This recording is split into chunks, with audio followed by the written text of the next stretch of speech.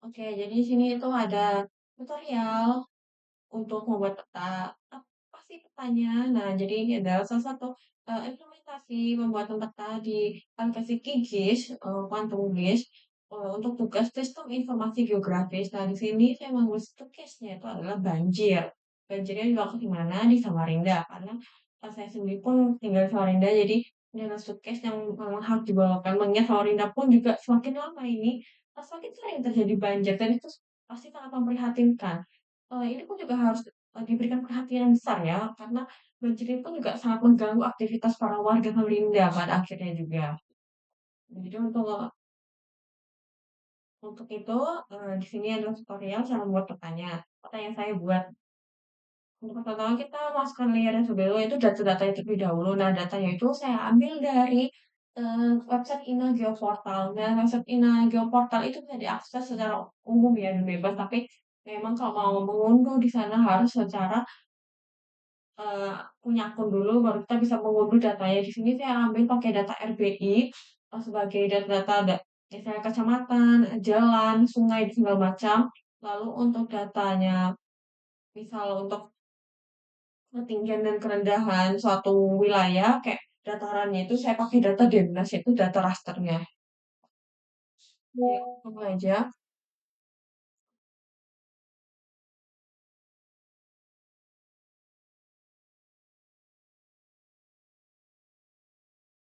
Yang pertama itu kita mau ke layar dulu, ini at layar.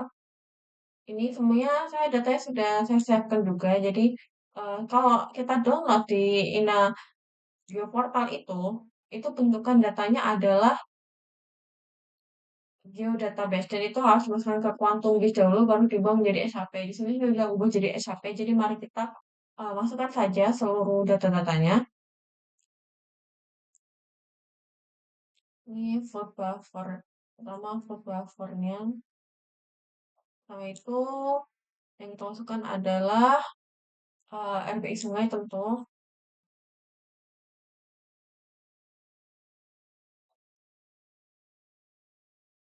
Kedua, sebelah sungai itu pemukiman. Nah, pemukiman itu ada jalan.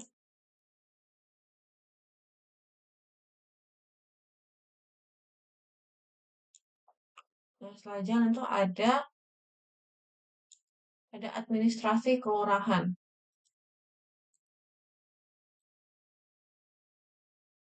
Lalu saya juga pakai administrasi kecamatan.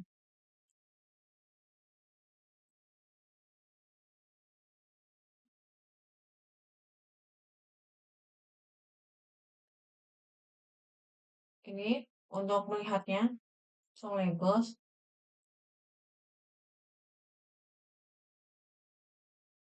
Nah, ini adalah administrasi kecamatan. Kita turunkan dulu. Nah, kalau yang ini adalah administrasi kelurahan. Nah, kita nonaktifkan dulu layernya. Nah, baru ini kita show labels. Pilih ini. Nah, ini.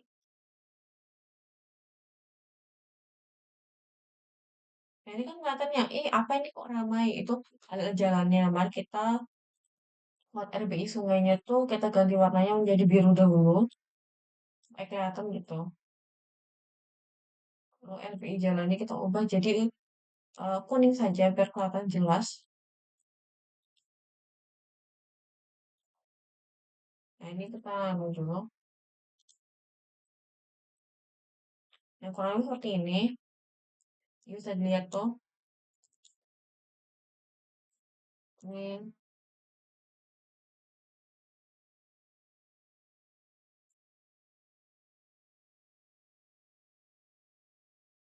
Nah, lalu gimana nih untuk data ketinggian dan kerendahannya? Lalu untuk data itu kita pakai datanya Dinas. Nah, caranya kita olah juga data dari data raster dari Inage Portal untuk data dinasnya itu. Itu pertama kita ke sini, ke bagian raster. Ini kan yang kata tadi kita yang untuk SHP itu di sini, vector layer. Nah, kita pilih yang ke data raster aja. Pilih. Ini saya sebenarnya juga udah menyiapkannya, udah saya download itu data rasternya. Nah, di sini ini langsung masukkan aja nih.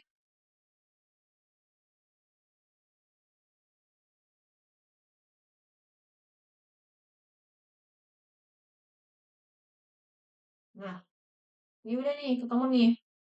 Kalau saya, ini kita buat begini saja.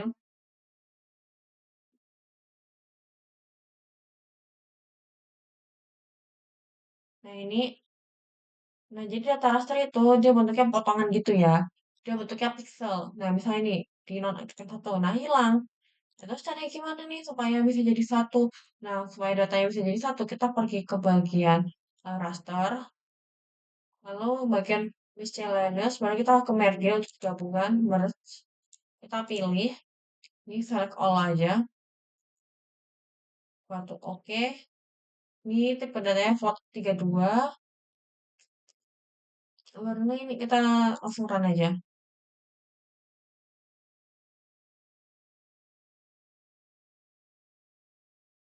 Nah, jadi kalau kita nonaktifkan, nah ini dia, oh ini udah jadi satu. Oke, ini dihapus aja langsung. Oke, lalu ini kan udah di merge nih. Nah, lalu gimana caranya untuk kita nge-crop? Nah, kalau nge-crop itu kita gunakan informasi kayak data batas wilayahnya. Ini batas wilayah. Nah, di sini kita lihat nih batas wilayah SM, Samarinda. Nah, tapi di sini kita nggak bisa gunakan data yang ini untuk memotong data rasternya. Kenapa? Karena di sini bentuknya multi-line, bukan polygon. Jadi bentuknya di sini tuh dia bentuk datanya adalah bentuk data garis aja, sebatas garis memang batas aja. Tapi bukan polygon.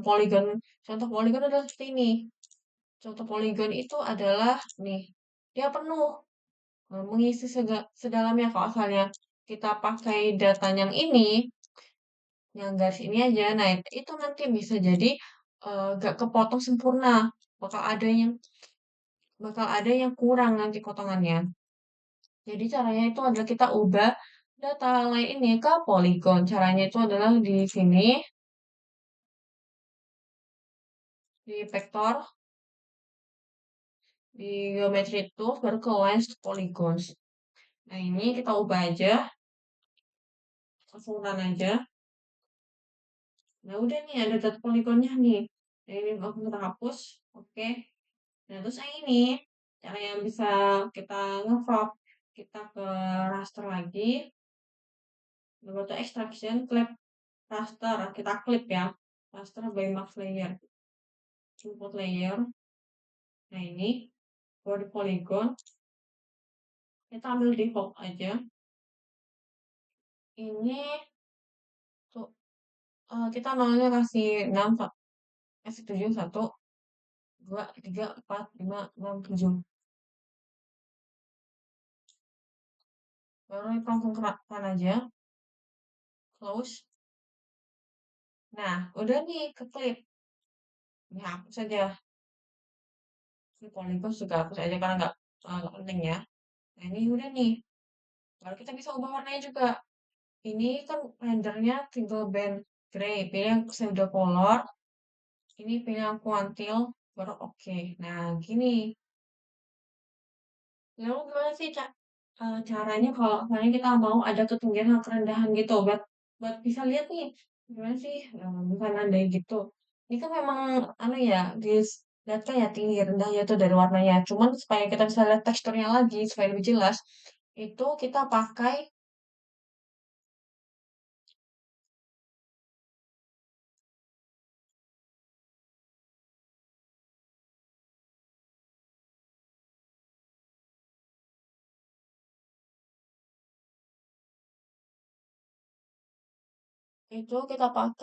hillshade yang di sini. Ini kan udah nih Cloud Max. Nah ini biarkan aja ini nggak usah diubah-ubah. Ini langsung aja kita run. Nah, ketahuan nih.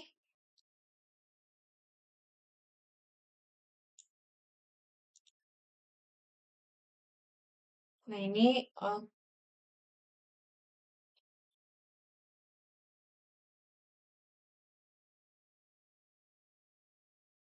Nah, ini ketahuan nih, tuh kelihatan kan tinggi rendahnya. Nah, tapi ini sih warnanya akan saya ubah dulu.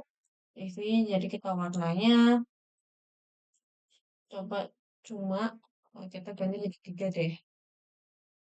Tapi di sini saya ubah, di sini jadi hijau. Oke, kalau di sini kita ubahnya merah. Semakin merah itu semakin tinggi ya, guys. Nah, kelihatan nih. Jadi ini kan semakin terang ini artinya dataran rendah. Nah, kalau ini semakin hijau itu langsung udah cukup dataran tinggi tuh. Nah, kalau ini semakin merah, nah itu artinya dia udah di bagian dataran tingginya.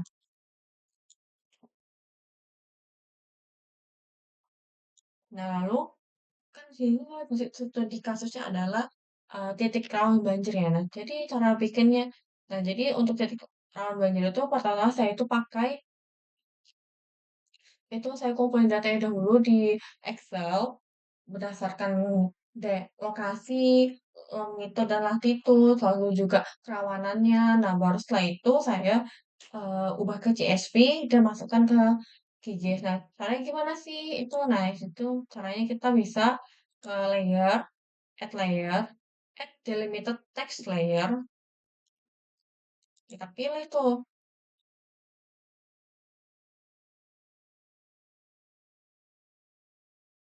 Nah, ini ada data yang udah saya siapkan. Udah kan ini udah longitude kali itu, terus ini juga udah kena close. Nah, ini juga langsung muncul nih. Dan ini kita bisa atur.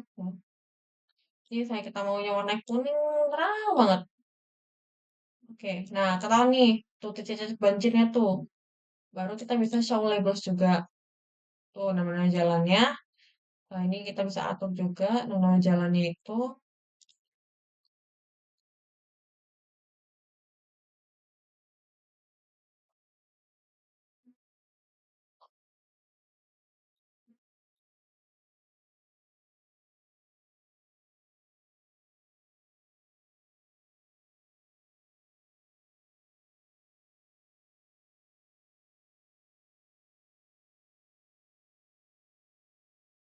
Nah, ini ketahuan dulu nih jalan-jalannya.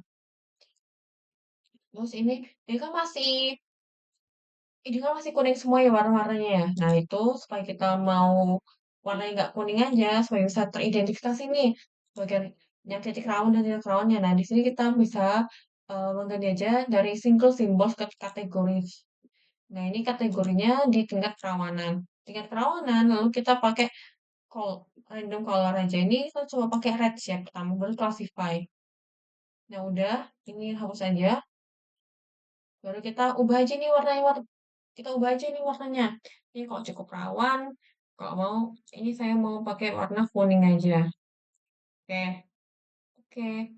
Lalu ini kalau rawan, saya mau pakai warna orange. Oke. Kalau yang sangat rawan, pakai warna merah. Kita klik oke aja. Nah, dari ini muncul nih titik-titik yang rawan, cukup rawan. Jadi kita juga bisa ganti nih mau simbolnya pakai apa. Saya pakai ini supaya terlihat lebih jelas. Nah, di sini kelihatan jelas tuh. Kalau kita show labels aja, nah kelihatan, oh Jalan Hamring Pading dia sangat rawan gitu banjirnya. Karena tinggi, Jalan Taman itu dia cukup rawan. Kalau ini kita lihat pakai jalan. Nah, ini kelihatan nih, di mana aja sih jalan-jalannya gitu. Hmm.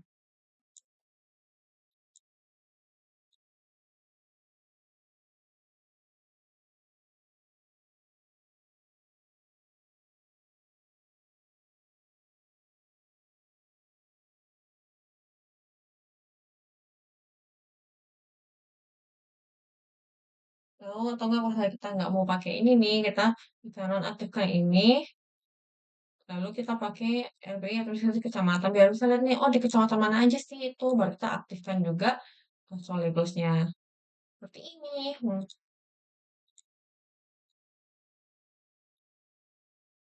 Jadi seperti itulah cara membuat petanya. Lalu gimana sih untuk cara buat ke, ke webnya itu untuk bisa dibuat web gitu kan? Nah, jadi caranya tuh itu gampang ya. Itu kita bisa pakai pluginsnya QGIS yaitu QGIS Web. Kita create web map aja. Baru kita di sini tuh pilih hidden file di sini ya. Apply, flat. Ini lokasinya. Ini saya kasih inline visible data.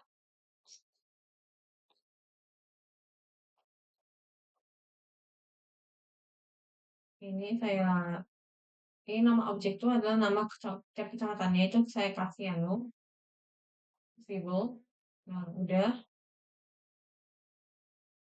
Oh, sebentar. Ini kita bisa tambahin juga OSM. Jadi ini kayak peta gitu, bisa kelihatan juga. Nah, udah. Jadi langsung aja kita ulang lagi tutorialnya. Pilih dan file. Ini kita pilih leaflet karena lebih ringan juga. Ini kita input dulu data.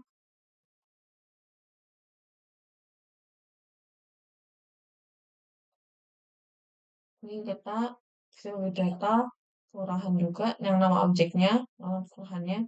Ini kita collapse. Nih, baru ini kita entah mau ekspor kemana. Kalau saya sih, kalau di sini saya menyimpannya di my edisi di sini. Kalau ekspor aja, tunggu sampai selesai.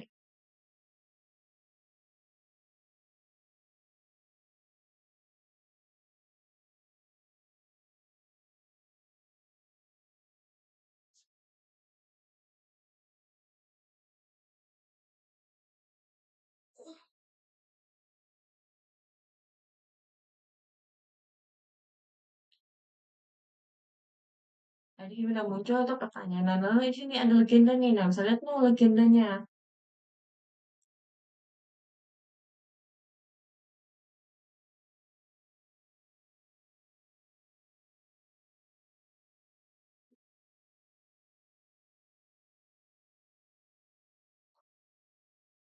Nah, mungkin cukup sekian dari caranya membuat peta yang telah sesuai dengan tugas yang saya lakukan. Saya mohon maaf bila ada salah kata, saya ucapkan terima kasih dan Assalamualaikum warahmatullahi wabarakatuh.